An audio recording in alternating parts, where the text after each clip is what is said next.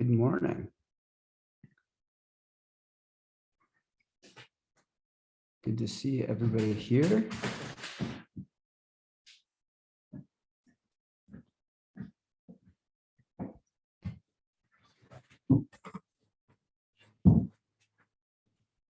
So we get in here. I'm in there. You're not close enough. Cool. Awesome. Drew, good to see you. Yeah, good morning. How are y'all doing? Dude, good. Yeah, ready for the weekend for sure. It's nice fall weather here in Colorado. It's been like rainy the last couple of days. Been enjoying it. That's good because this time of year it's either raining or on fire. And I'll take rain over fire.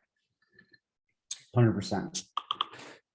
I have a few people that are impacted. I'm sure you guys do. A few athletes that are impacted by wildfires close to them, reducing air quality. And for me here in Arkansas, it's such a wild concept that a forest fire would be so like, obviously it's impactful, like don't get me wrong, but it affects so many people, even like outside of like far away, like the wind carries that smoke so We far. had issues here in Colorado from the California fires. Yeah, it's pretty crazy. Yeah, it's been quite, hasn't been like over that threshold where we have to train inside, but you know, it's been close. I think we've been in the 70s for AQI earlier this week before it rained. And 100 is about that threshold where it gets pretty unhealthy, even just walking around and stuff like that. So yeah, I know we have athletes who have questions about that. We've actually addressed that numerous times in the past. There's a newsletter, blog post on it, and we've done a call on it. So I would just ask athletes to refer to that. But the hard line for going inside and training is about 100 for AQI. Different for people with pre-existing conditions and sensitive lungs. Yeah, absolutely. I think sometimes even for me, that threshold is a little bit lower. I tend to get some side stitches and stuff when it's really getting smoky out there. And I would recommend, if you're an athlete who's in an area that has like persistent smoke issues, just I would invest in some kind of cross training, whether you've got like a gym membership for fire season, access to a treadmill or a stationary bike, something like that. Just have that backup plan ready. I know that's what Zoe and I do, and it's really helpful for us. Yeah. That way we can keep our aerobic systems active and even still run. And a lot of other athletes who live in the Western states do that. Yeah, I mean, we're never going to ask you to do like a 4-hour long run on the treadmill, but we do want folks to maintain a base of consistency. So if you're in a place where you're repeatedly missing out on runs because of air quality, it's definitely time to invest in a gym membership that feels safe to you. I know COVID is still a consideration for a lot of folks, and I respect that. That's super important to acknowledge. But yeah, you might just have to run in a mask or find a gym that's small enough, has good enough circulation, and is taking the precautions that you need, because missing out on runs for a week or weeks at a time is not an acceptable option if you're training. Yeah. Well, cool. On the topic of training, we're kind of doing, just some random questions that have been coming in lately for this week's call. And yeah, maybe we'll start with treadmill runs, just because I know, people who have air quality issues, we go inside, we use the treadmill quite often. I kind of got converted over to the treadmill last winter, and we've been, enjoying mixing that into the training flow. And I think athletes often wonder if there are downsides to running on a treadmill, if there's negatives or positives. We have done a previous call on treadmill running. So if you want to get deep into the archives, go into the archives, look on YouTube. I don't want to waste too much time on this, but the short of the long of it is trail runners, you can run on the treadmill. Treadmills are freaking great. Yeah, there's great. So few, like the only real downside is that it won't make you better at technical trail running. And you also, I think I hear a lot of time people are like, should I set the incline to 1 or 2%? That's kind of a myth. It totally depends on how your specific treadmill is calibrated. Don't stress about it. All the numbers are probably going to be off. It's not going to match what your watch says. And that's why we're not trying to get too bogged down on the data on any given day. But treadmills are awesome. No shame for the treadmill. Yeah. I like to set the treadmill at 2 or 3% grade. But that's totally up to personal preference. I usually do recommend my athletes do at least, I don't know, 1 or 2%. Treadmill running, it often feels strange with regard to perceived effort. And that's really normal. So I try to have my athletes do those runs off the clock, just for time and only by feel, not looking at the metrics. Yeah, I actually have to help kind of recalibrate your perceived effort. If you actually start at like a 5 to 6% incline, so something that kind of feels like a steady hill, and do like a 5 or even 10-minute warm up uphill on the treadmill, and then you flatten it out, the flatter sections will feel easier. So it's kind of a way you can trick your brain into lowering the perceived effort on the treadmill. Yeah, I really don't feel like there are any downsides. You mentioned it makes doing strides and hills kind of funky because not everyone's treadmill accelerates super smoothly, but like that's pretty small potatoes when you're comparing like getting the run in versus like, oh, my strides felt weird. Right, like not running at all. I know also for athletes impacted by winter weather, and we're in fall now. It's going to be snowing. We had snow on the peaks yesterday, so there will be snow down here eventually soon. It's coming. It can be so helpful on a day when the weather's sketchy to just get your workout in on the treadmill, and just know you don't have to hold like the specifics that that close to your chest. If it takes a few seconds to ramp up your speed to get up to that stride effort, or if you need a little extra time to like get the incline up on your hills, it's totally fine. You guys are all like really smart people. I think you can kind of like figure out how to best make that work. Everybody's treadmill is a little bit different. And so figuring out those nuances first couple times, and then, from there, you can just kind of refine and tweak your running kind of based on like the mechanics of that machine and how it operates. It really doesn't have to get like, the most important thing is what Zoe mentioned. It's just like that you get to stay consistent, you get to do some speed, you get to do some easy running. That's really the key there. We're not missing out on those aerobic adaptations, which we really need over time to get better. Yeah, if you were training for hard rock and you're doing all your runs on the treadmill, we'd need to have a chat. But for 99% of athletes, the treadmill is awesome. No shame ever. Yeah, cool. Rock that treadmill. Well, I hope that helps. Get out there, find a treadmill if the AQI is bad in your area. There's really no downside to it. I actually sometimes feel like there's a lot of perceived benefit. And there's a lot of benefits to the treadmill. Really great for efficiency. Yeah. So we've had this question about self-supported long runs on the sheet for a while. So let's get into that one. What's your strategy for making sure you have enough water and calories on your self-supported long runs? Is there a standard set of gear you always bring? If so, what is it and how does it change depending on the different self-supported efforts you're doing? I'm going to pass this over to Sarah. I know you had some Sarah rocking this 100-mile training, doing some long supported run. Lots of self-supported time out there. Yeah. So I think, lots of different variables. Like I don't really have like one, like there's not something I'm bringing every time because it's really dependent on the heat and the water source and my access to water sources and all that stuff. I love setting up my car as an aid station. That's probably, if I'm not really getting out in the backcountry, I like to do that because it helps me practice aid station stuff.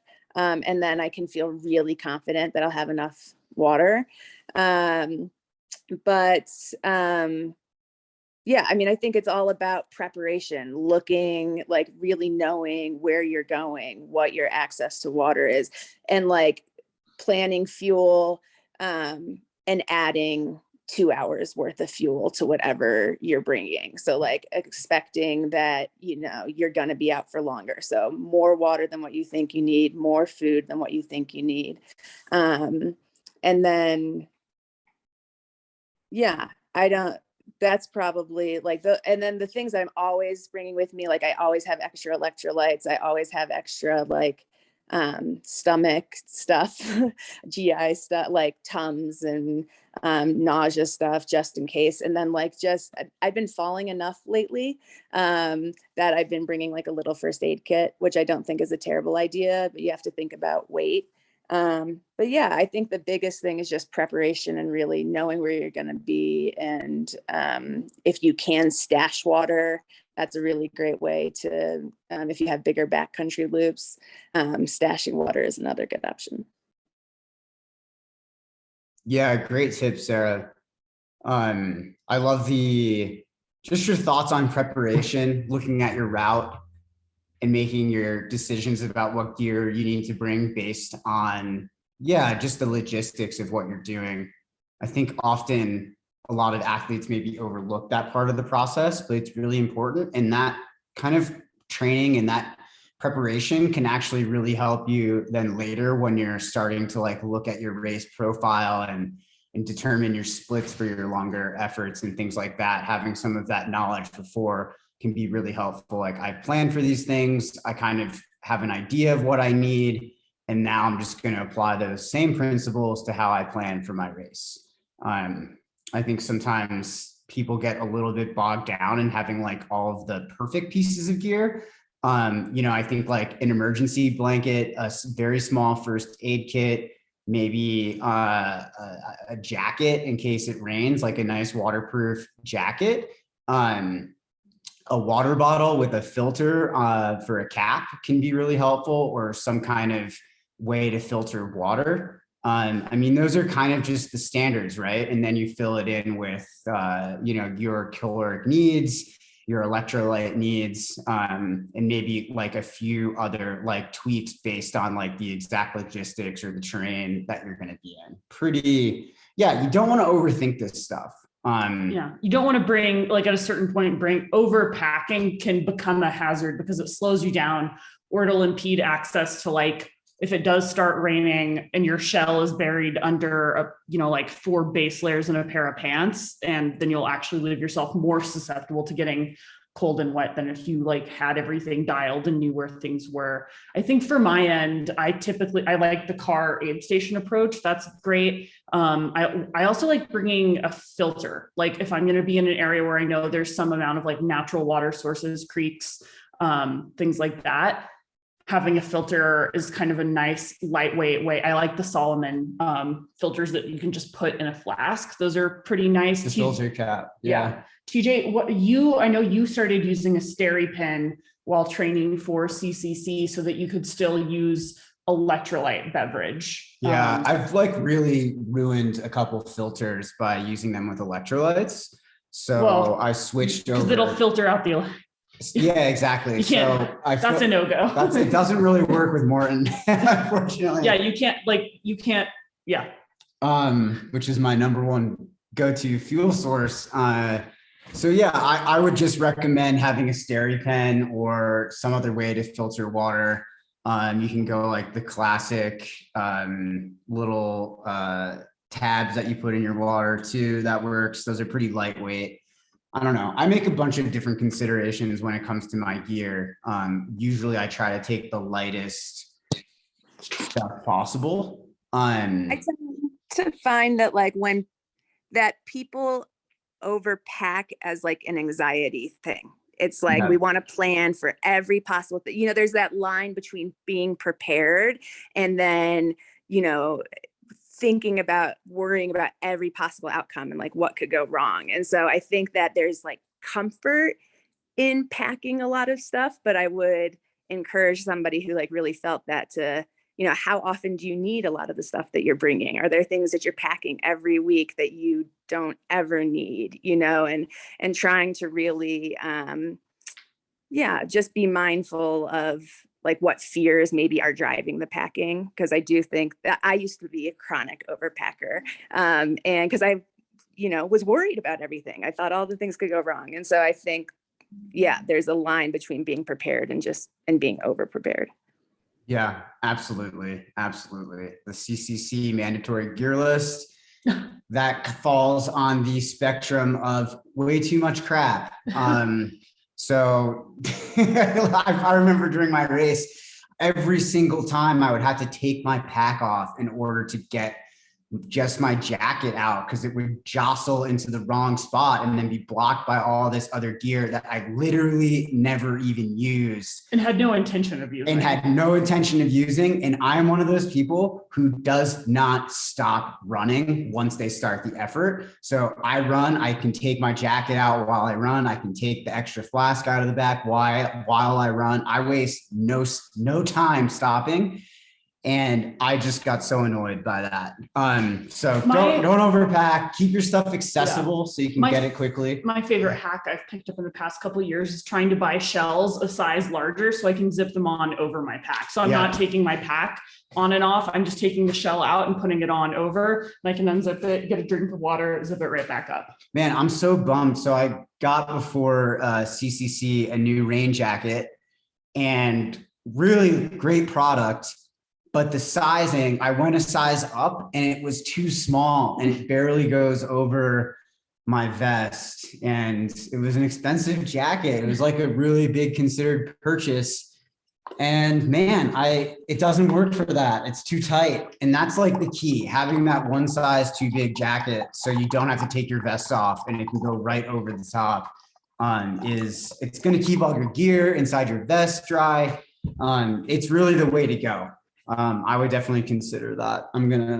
Unfortunately, I won't be getting a new rain jacket anytime soon, but you said to take my vest off now. Oh, not cool. Never Don't love again. that. Never again. All right. Well, I hope that was helpful. Let's talk about easy running. This is a question that kind of came in this week. I feel like we could have an entire podcast about easy running. That podcast already probably exists. I think it exists in duplicate at this point. We have talked about easy running so much. I know easy running is a pretty hot topic too. If you've read or have listened to any of the content coming out about Killian's training lately, there are some really amazing kind of cuts in there about how important easy running is. So this question is, I've been wondering if I'm doing my easy runs just slightly harder than true easy based on what feels most natural pace-wise. The line between easy and easy moderate seems easy to end up on one side or the other without really thinking about it. I don't ever think I'm going harder than a 6 out of 10, but I do find myself wondering if by going with what feels natural and relatively easy, I'm cutting myself a bit short. So I think really the author of this question, to get at the heart of this question, we're talking about maybe feeling like we're doing our runs a little too hard. And how do we determine that? I think, like, for me, if I have an athlete who is curious if they're doing their runs too hard, well, something to note, I and most other coaches would define a threshold or tempo effort around a 7 out of 10. So I'm kind of like, if we're getting close, even anywhere close to tempo on our easy runs, like, let's just back off out of an abundance of caution, because you have nothing to lose by backing off. Secondly, a good way to assess if you're running easy enough is, are you recovering? Do you feel persistently sore, and are you progressing over time? If your easy run pace isn't getting any faster, that might mean you're going too fast, kind of counterintuitively. If you're having trouble recovering, if you're feeling just totally wrecked by the end of the week and it feels like a grind trying to finish the run, that might mean your easy days are a little bit too hard.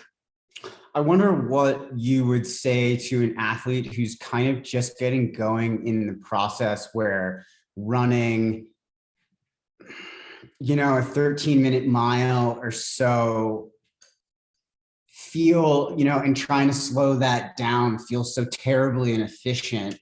Yeah. That you almost have to run a little bit faster than maybe is comfortable in order to just become more efficient, and then over time lower that heart rate. Yeah. This is, again, like the reason that you get a coach is because if I could just tell everyone on earth, run easy and you'll get better, end of story, then like we would, there'd be no job security in this industry. But thankfully it's so nuanced that we'll have jobs forever. For people who really are kind of like flirting with that line between walking and running, a walk run is actually a pretty great way of making sure you're not aerobically overstressing yourself, but you're still incentivizing higher turnover, good economic, efficient running.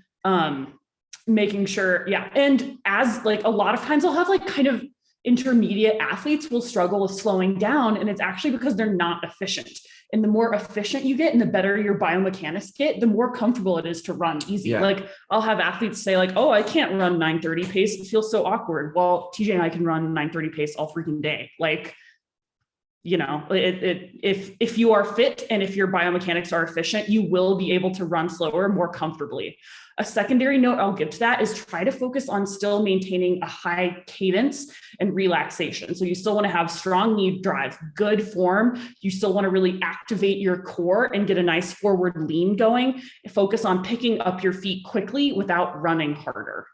Yeah, absolutely. And I know that can be really difficult for athletes who are newer to the sport, right? Like it takes some time to be able to really slow it down and then still maintain good cadence. So like something that I hear a lot is, okay, I'm focusing on running slower because I know that when I run slower, there's less associated impact forces.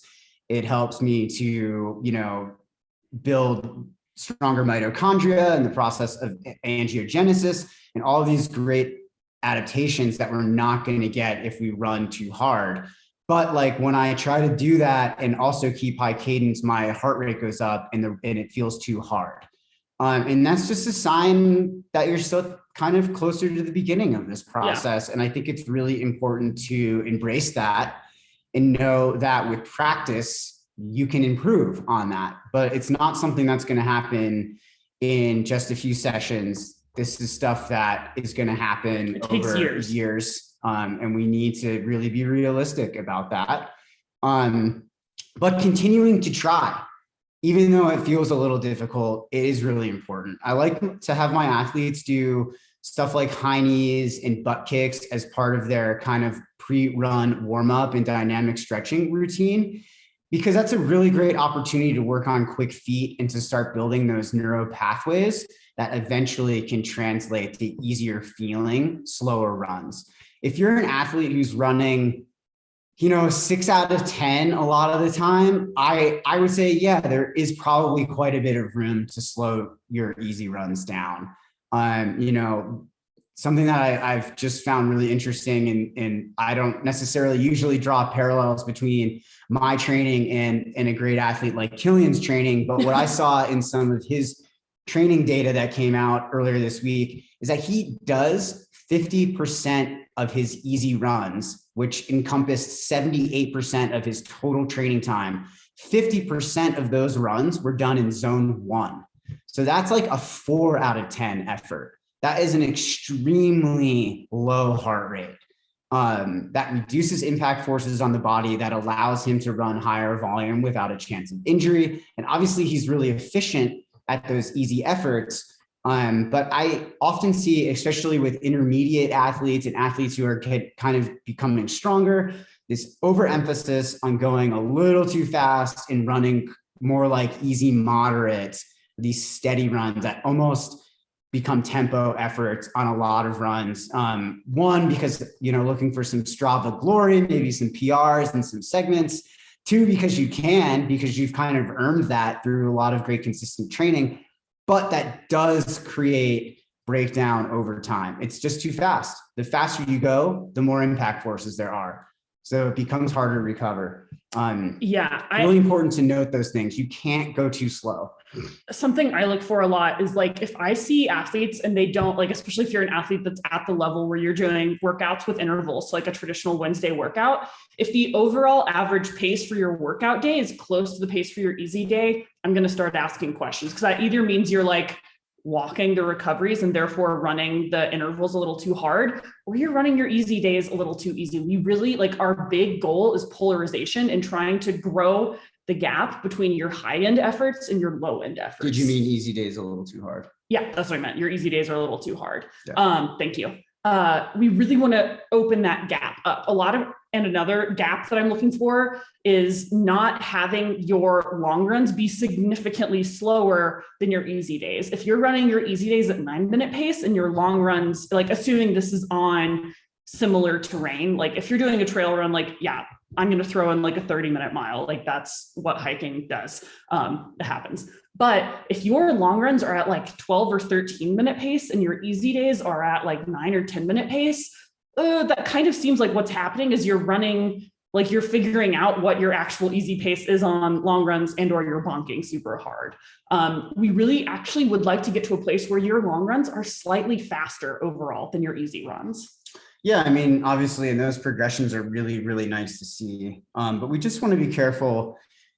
When in doubt, slow it down. Yeah, when in doubt, slow down. We really want to be careful that we're not like contextualizing those easy days as what is the fastest I can complete 6 miles and finish intact. Yeah. That kind of stuff. And then you go and do your long run and you're not doing 6 miles, you're doing 15. And so you have to like considerably slow down to get that in. That's obviously we're seeing there's a discrepancy there in your easy pace. And we need to really work on those easy days. I like my athletes to really think about their easy days being like a forever effort pace. That's really the key to this. It should feel really effortless. 4 sentences conversational, 4 to 5 out of 10 effort. No need for 6 out of 10. I would say that's a little too fast. Maybe if you've got a tempo or something or a progression run, you can start to build. But yeah, let's slow that down a little bit. All right. Carbon shoes. Drew, really interested to hear your opinion on carbon shoes.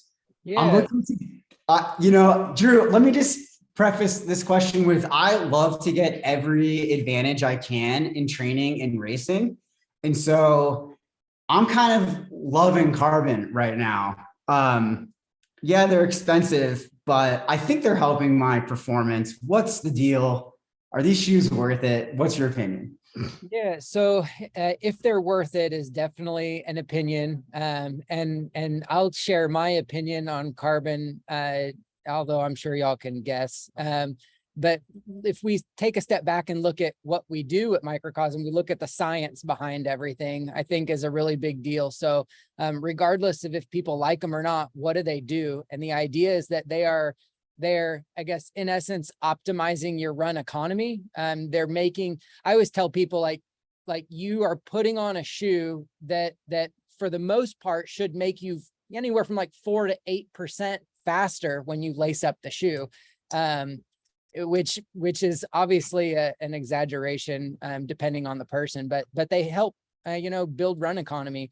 They improve your forward momentum with the use of, I guess, what they're calling super foams, these EVA based products and these carbon plated shoes. In tandem with the carbon plate themselves, they're increasing your energy return, which is huge. They're reducing muscle vibration, which allows you to recover maybe a little bit faster.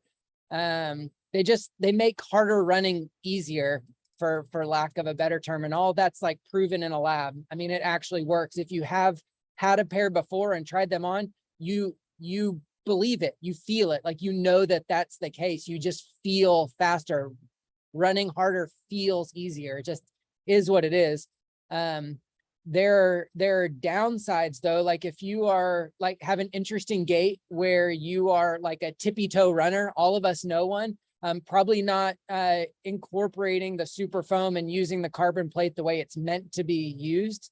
Therefore it would be a complete waste of time and money if you're not getting that benefit.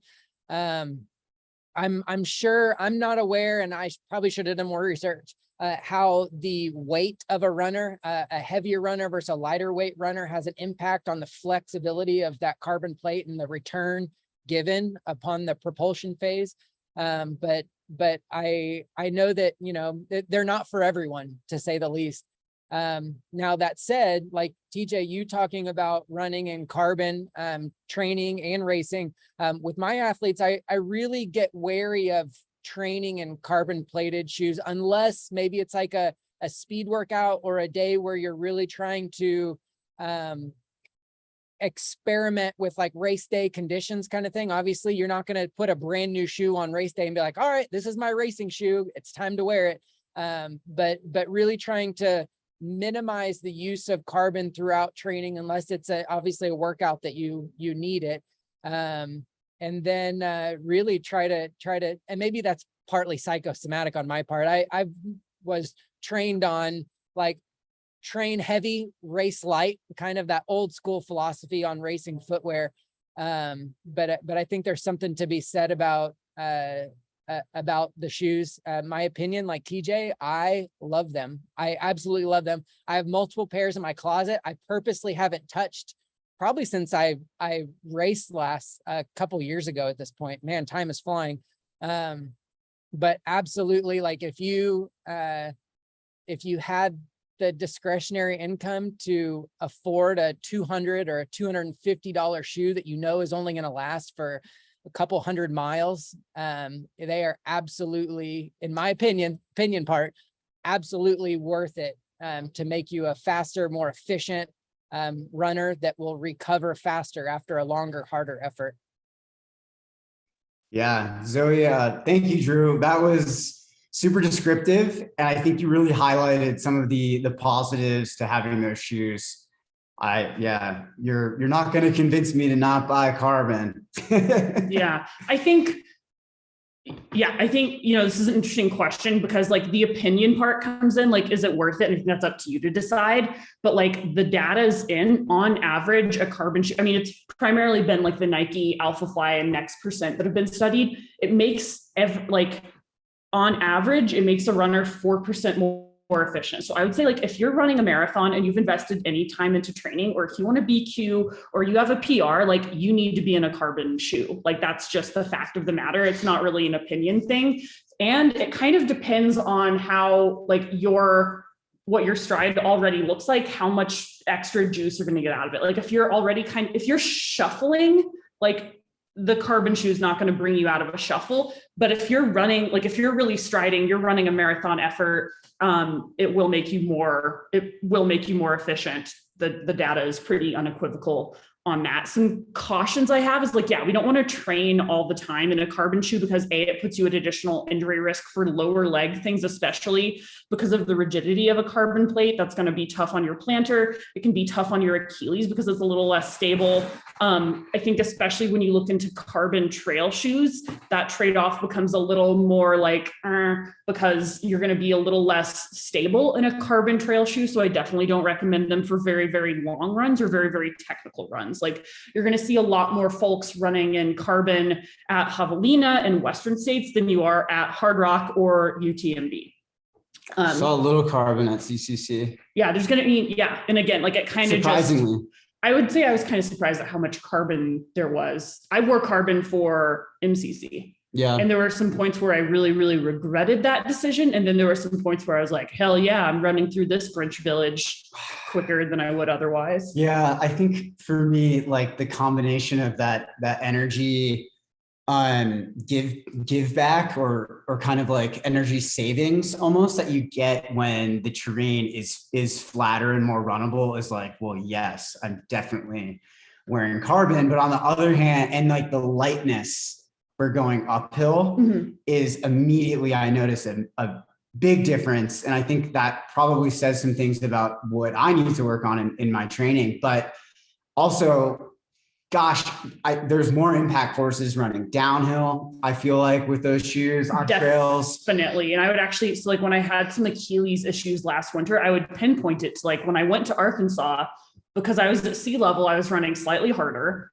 I was wearing I didn't bring as many pairs of shoes as I probably should have. So I was wearing carbon beyond just doing speed sessions. So you get increased impact forces, lack of stability, which puts extra torque and tension in your lower leg tendons.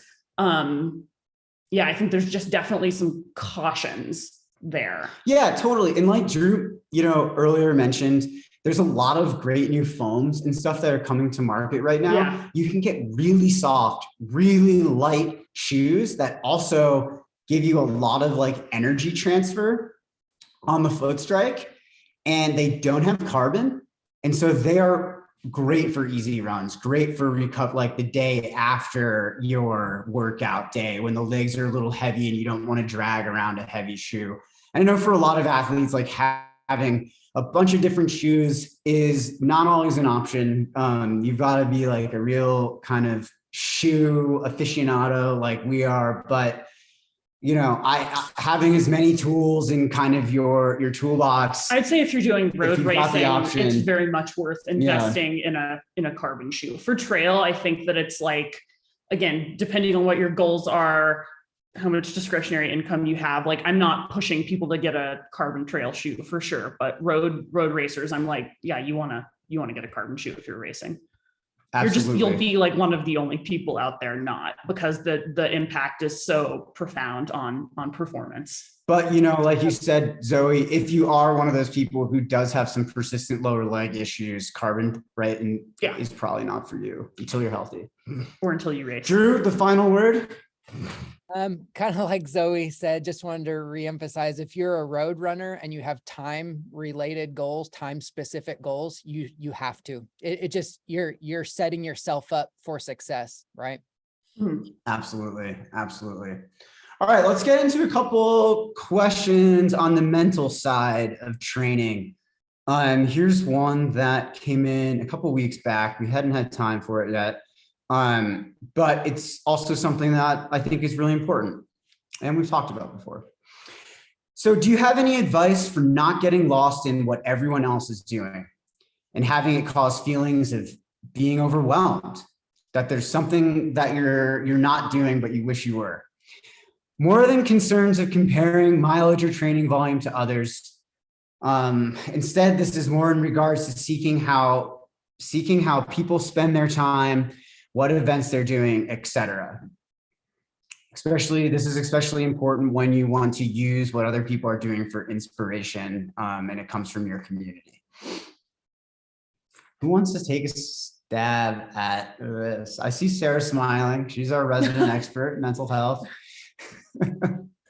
I think it goes back to like just the perspective, the big picture perspective, that there is a lot of time to do things. And so you can get inspired and excited about what other people are doing, and you don't have to do it next year or like in 6 months, or, you can say, that's really cool, I'd like to do that sometime, and keep a list of things that you want to do. And I think where things get hard is when we get excited about a lot of things and we want to do them all right now. And then it's too much. And so, really, like, we are in this for the long haul, and we've got a lifetime of big, exciting runs and races, and you want to keep having things to look forward to. And so, yeah, I just think it's a lot of that big picture perspective. Yeah, I love the opportunity to zoom out whenever, we can reiterate that with our athletes and with ourselves, because we're all involved in this process at the, on very real levels as well. That zoom out is just so important. Yeah, Kristen, I also saw your head nodding on this one. Did you want to talk a little bit on not getting lost in what everyone else is doing? Yeah, I think Sarah nailed it. I think also, restricting your time on social media and just kind of like whatever feelings that you have about something are totally valid and they're okay. But I think you need to like set those boundaries around yourself and know yourself well enough to know like when that competitive voice in your head starts to become a little toxic and take a step back. Yeah, absolutely. Knowing those, I guess, triggers, being aware of yourself and kind of where maybe some of those pitfalls lie. I think particularly for someone like me, it's like not scrolling like my Strava friends too hard when I'm feeling a little bit of angst in my own training, and like not comparing it to like what other people are doing can be, really, really beneficial, because it can be easy to get stuck in those traps.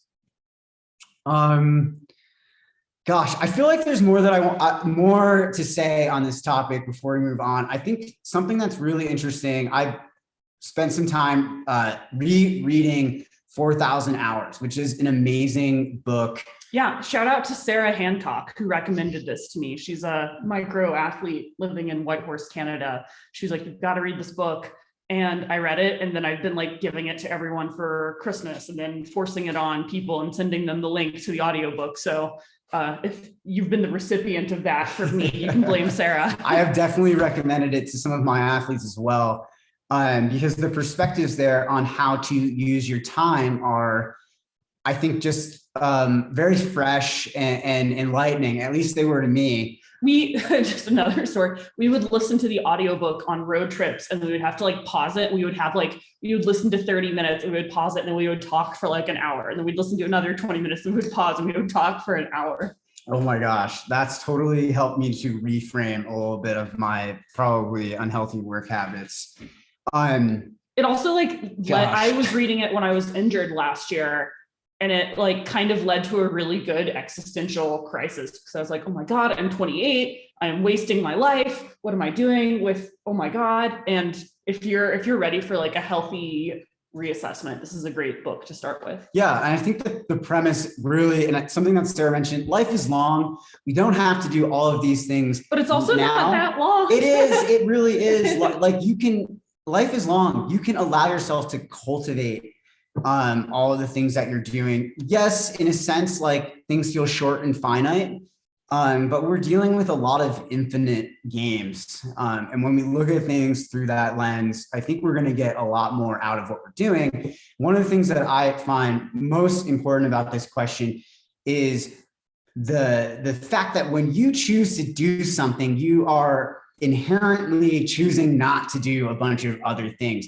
And it's that act of choosing to do something that makes that thing that you're choosing so special. And so you really need to embrace that thing. Whatever it is, you're prioritizing that amongst many other options that you've got. Like if you decide to do this race and you're putting everything into that, you're also choosing not to do a bunch of different races and train a bunch of different ways or do a bunch of things with your free time. And that's what makes that thing so valuable. And so we've got to embrace those things. I think that that's really, really important. And a lot of the value that we get in making a choice, it simply comes from crowding out all of those other things. And I sometimes don't look at things like that, or I'm not as aware of that, that we get most of the value in the process because we've chosen that one thing. And so when we're constantly comparing to other people, we're not giving ourselves a real chance to embrace that thing that we have chosen to prioritize. And that's, where we get all that value, right? Like in really embracing that process. Yeah, I think for me, a really big takeaway from this book and this reflection process was like starting from the point of acknowledging that like my time and abilities are limited. I think for a long time, I was functioning on the flawed assumption that I could do everything and be everything to everyone. And that's just not correct. So learning how to really say no to things, both in my career and in my athletic career, has been really, really empowering. Knowing that like when I have a friend invite me on an adventure, like I can say, no, actually, that's not in alignment with my goals. Let's meet up for lunch afterwards, or like, let's get a beer after. Or, in my career saying like, actually, no, I'm not going to take this meeting. I'm not going to make time for this phone call because it's not in line with my goals. It's an interesting, just a different way of getting into the importance of setting boundaries as well. Yeah. One, two, Go if ahead, you're Sarah. feeling, whether you're feeling like competitive with somebody or jealous of somebody, envious, you got that FOMO, like instead of turning away from it, like I don't want to talk about it, I want to hear their story, I don't want to know anything about it, like I would turn towards it and like be excited for them, ask questions about it, learn what their experience was like, learn about the challenges, if it was a race or like something like that, like learn about the course, find that information out, like, and because a lot of times there's like negative feelings when you're purposefully not excited for somebody and not open to listening to them, and like you can't get happy for them. And so if you can turn into that, like your mood will improve. And instead of being jealous of people, like you're just sharing and like it's more community focused. Yeah, I think Sarah had a really great Instagram post on the Microcosm coaching Instagram the other day that their success is not your failure. And I love that because that was something I really struggled with as a younger career journalist.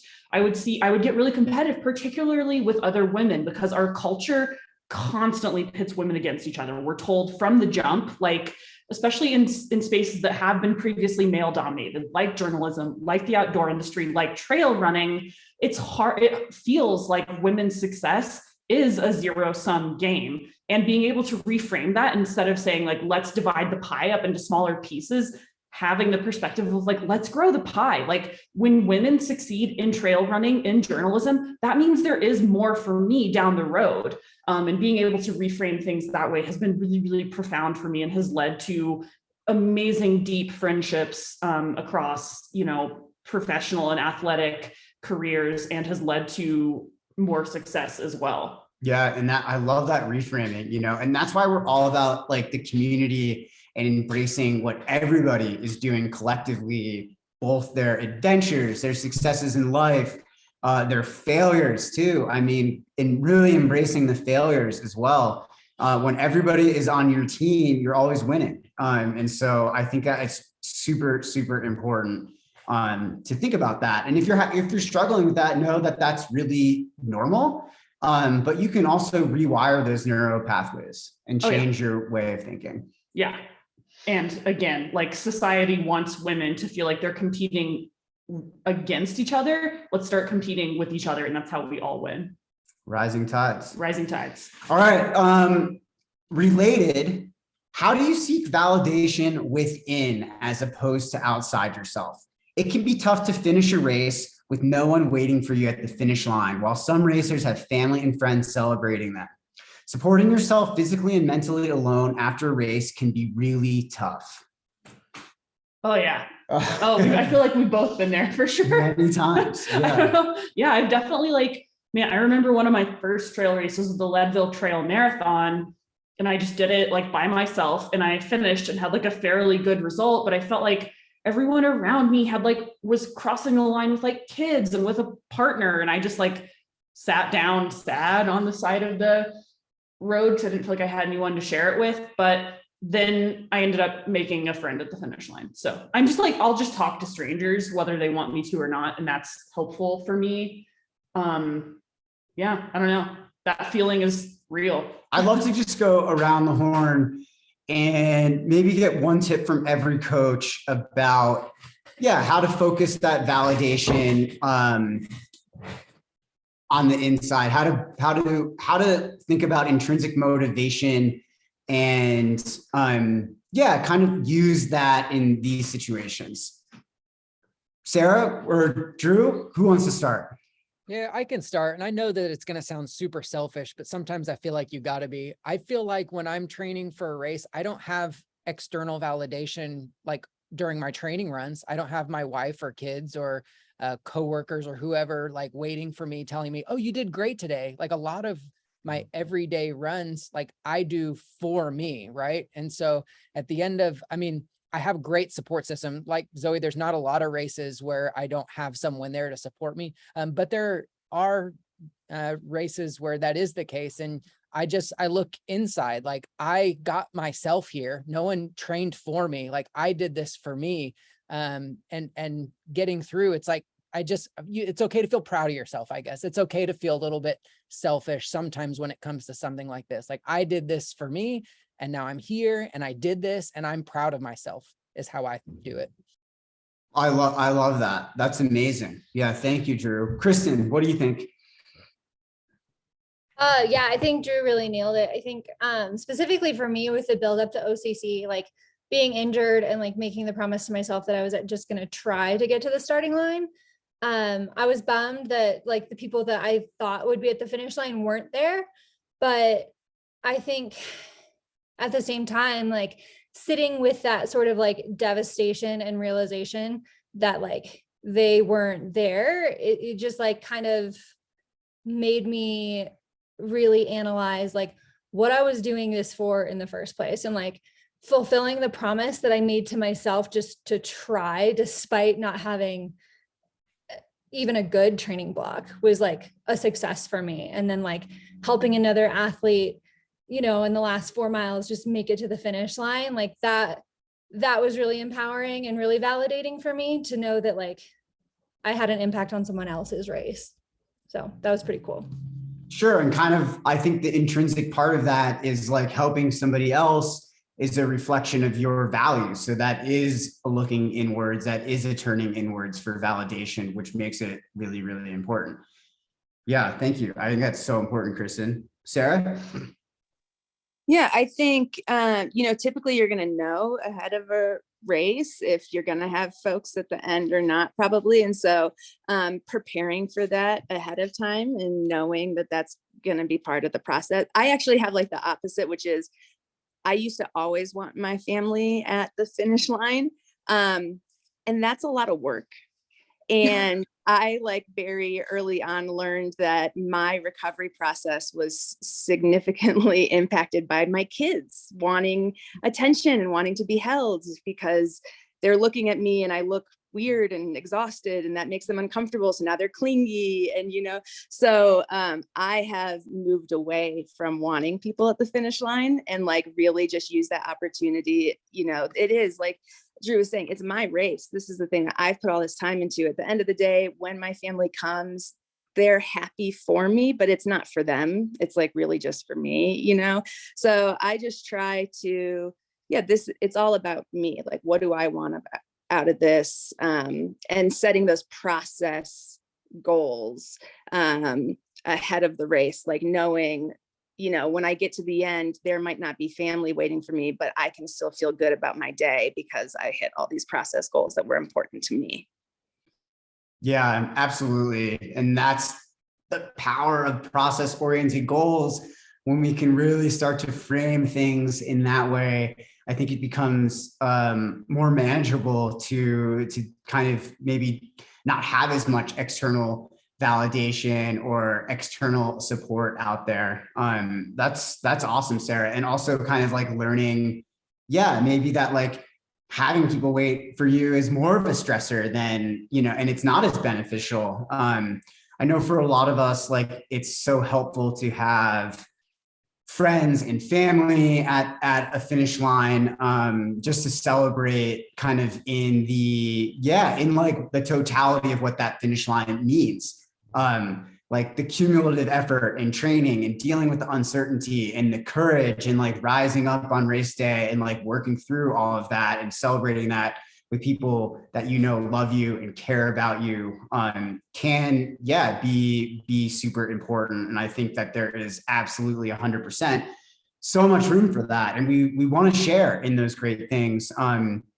But how do we cultivate that process within ourselves? Because I do think that is so important. And it's a process of continual growth, really, that kind of self-actualized like way of approaching things.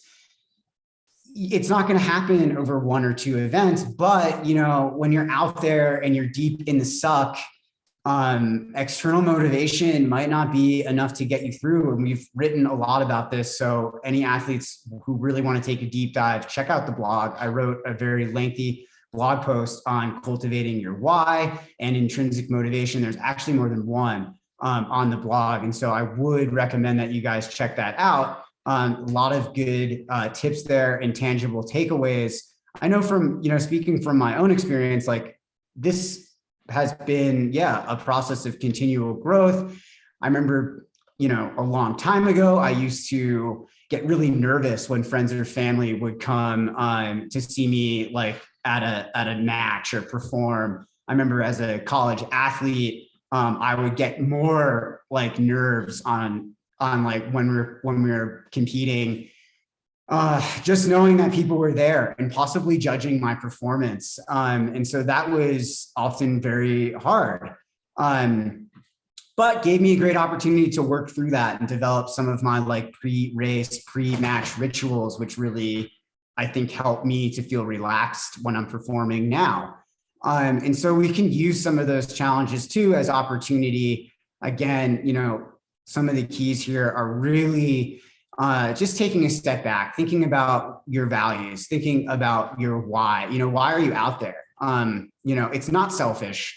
I know that, Drew mentioned that sometimes it feels selfish to do things just for you, but in order to be the best person that you can be for others, you have to do things for you. If you don't, you're not going to be showing up to support other people as your best self. There's like a lot of cultural baggage around doing things for one's self, right? Like we get a lot of messaging about like the importance of self-care, which like a lot of times is meant to sell us shit rather than like actually teach us how to listen to ourselves and provide for ourselves in a meaningful way. There's a lot of like, especially like around my women who are like female athletes who are parents and or work in like service professions like healthcare and or our teachers. There's so much cultural baggage around like consistently sacrificing oneself in service of others. Like it is okay and normal to do things for one's self, but like always keep your eye trained on the deep why behind why you're doing it. And it is okay to do things for that's like, you have to stay alive. Yeah. Being alive is good and you should do it, and you should do whatever you need to do that. A couple of months back, Zoe wrote an article for Trail Runner on doing small community races and highlighted one of our favorite races, the Athens Big Fork Trail Marathon. And I remember the first time when I ran that race, and it is such a hard race, and I finished, and there was almost nobody at the finish line. There was, in fact, no finish line. I wasn't sure where the finish line was because they didn't even mark it. And I looked around and I was like, this has to be only for me. There is nobody here. I won the race. There's nobody here celebrating this at all. And it was like this awakening for me, that like, okay, maybe I'm seeking some validation in my performance from others. Maybe I am, trying to fill something within myself that is missing through that validation. And like, I love that race because every time I do it, it is like this incredible teacher for like, you have to be doing this for the purest possible reasons. It has to be fully intrinsic. It has to be for you. I could finish that race. I may not even know where the finish line is. There may not be a single person there. They could be inside they might not have finished. I don't even know. But it has to be for me. And that's okay. And I think sometimes when we do smaller events, when we mix up the kind of races that we're doing, when we maybe even purposely put ourselves in those positions, which now I love Athens for that very reason, or FKTs are great, and self-supported like focus efforts are great for that because they have so little fanfare and you have to rely fully on yourself start to finish. And that can really help to build those tool sets and that intrinsic motivation. Yeah. Love that. Awesome. Sarah, you're smiling. Did you want the last word? No, right. just, yeah, love everything you're saying. That's all. All right. I'll take that validation. The part of me that just like lives for making therapists happy is glowing right now. Well, thanks guys. That's all the time we've got for today. I really enjoyed all the coaches' perspectives on these topics. If you guys have questions, we've got a few more of these kind of rapid, not so rapid fire Q&A sessions where we kind of get through a bunch of different topics coming up in October. So if you've got questions, please, you can email them to us. You can comment on the Facebook, wherever. Yeah, we'll meet you wherever you're at. Thanks guys. Have a great weekend. Bye.